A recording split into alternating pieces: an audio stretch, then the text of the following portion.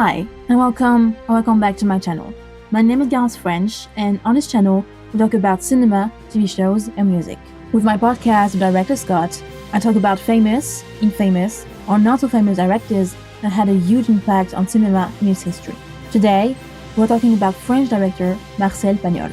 This director means a lot to me because as a child, I read his autobiography, and I almost feel like I grew up with him.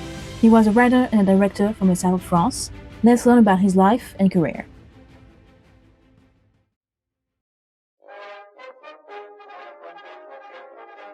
Marcel Pagnol was born on February 28, 1895 in Aubagne in the south of France. His parents were Joseph Pagnol, a teacher, and Augustine, a seamstress. He had three siblings, Paul, Germaine, and Maurice. Maurice died as an infant. Marcel grew up in Marseille and lived in the school where his father worked. At only 3 years old, he already knew how to read because he spent a lot of time in his father's classroom while he was teaching. During his childhood, he and his family spent their summer in a villa in a small town in the valleys of the south of France. The first two books of his autobiography talk about this time, and many of the stories he will write take place there.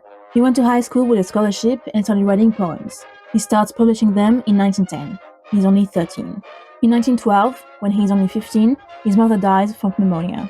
She was only 36. His father quickly remarries with a girl that he hired as a cleaning lady. She's only 8 years older than Marcel, and this relationship would create distance between father and son. He graduated from high school at 18. In 1914, he created the newspaper Fortunio with some friends. It turns into Les Cahiers du Sud, where he publishes his poem in his first novel. In 1914, the First World War starts. Because of his health, he does not go to fight on the front, but his childhood friend, Lily, dies at just 20 years old after being shot. In 1916, he married Simone Collin. That same year, he gets his diploma in literature.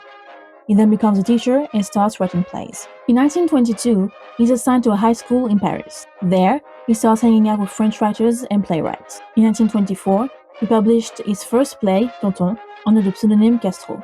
This play received some success, but his next ones not so much, until 1926. His plays are being played in different countries in Europe and are rather successful. At this time, he separates from Simone and meets an English dancer called Kitty Murphy. In 1927, he decides to focus on writing and stop teaching. He is nostalgic of the south of France and works with many actors that are from there, including Mayol, Tramel, and Rému. This last one will work with him until the end of their lives, especially after the success of the play Marius in 1929, where he played the lead role. The year of 1929 is also very important in his directing career. While in London, Marcel sees the talking movie Broadway Melody and decides to make movies of his own. In 1930, Marcel welcomes his first child, Jacques. He meets Bob Kane, who buys the right for the play Marius. Marcel insists on keeping the same cast and even wants to direct himself, but the producer only accepts the first request. The movie is released in 1931 and is one of the earliest and most successful talking French movies. That same year, he premieres the play Fanny, which is a sequel to Marius, and is also adapted into a movie in 1932. In 1932, Marcel's younger brother Paul dies at age 34. Paramount acquires the right to his play Topaz behind Marcel's back, and though he gets to be involved a little bit in the making of this movie, he feels pushed aside by the studio. So, in 1932, he creates his own production company with studios both in Paris and Marseille. His first film as a director is Le Gendre de Monsieur Poirier in 1933. He released a movie every year between 1933 and 1938. In 1934, he buys a domain in the south of France, where he grew up, and decides to make it his own Hollywood. He now lives with his new partner, Oran Lemazis, and together they have a son named Jean-Pierre, but Marcel will not officially recognize him as his child. In 1936, he has a daughter with Yvonne Poupron named Francine. In 1937, he creates his own publishing house. During the Second World War, Nazis and the Vichy regime in France try to get Marcel Pagnol to make propaganda movies for them, but he refuses. His 1940 film La Fille du Pusatier is censored by the Nazi government before being completely forbidden. In 1941, he tries to shoot the movie La Prière des Étoiles, but is having difficulties with the police. The Nazi government wants to get this movie back to use it as propaganda, so Marcel sells his Paris studios and destroys the film. Despite this, his production company is pressured to produce propaganda movies without Marcel being involved. During the war, he finally divorces his wife and starts dating Josette Day. He also starts using his properties to grow flowers. In 1944, he is elected president of the Society of Dramatic Authors and Composers. His next film, Naïs, is released in 1945. That same year, he marries Jacqueline Bouvier.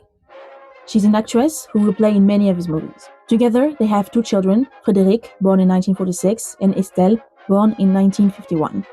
She sadly passes away at age 3. In 1946, Marcel is elected at the Académie Française, the most prestigious position a writer can have in France. That same year, his close friend Rému dies, which will greatly affect him. In 1948, he shoots La Belle Meunière, the first French movie in color, but the process fails and he loses a lot of money. Still very active in the cinema industry, he received mixed success. In 1955, he is the president of the jury for the 8th Cannes Film Festival. He writes other plays who are not very appreciated by audiences. In 1957, he starts writing his autobiography, which will end up being 4 books. That is his most famous work. He also writes a novel version of his movie Manon as 2 books, Jean de Florette and Manon des Sauces. He dies on April 18, 1974, at 79 years old from cancer.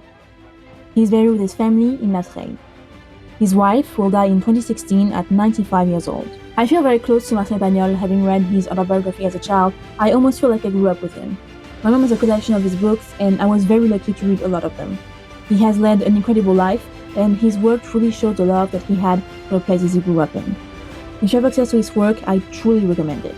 On this note, thank you for watching this video, and I will see you soon with even more director biographies.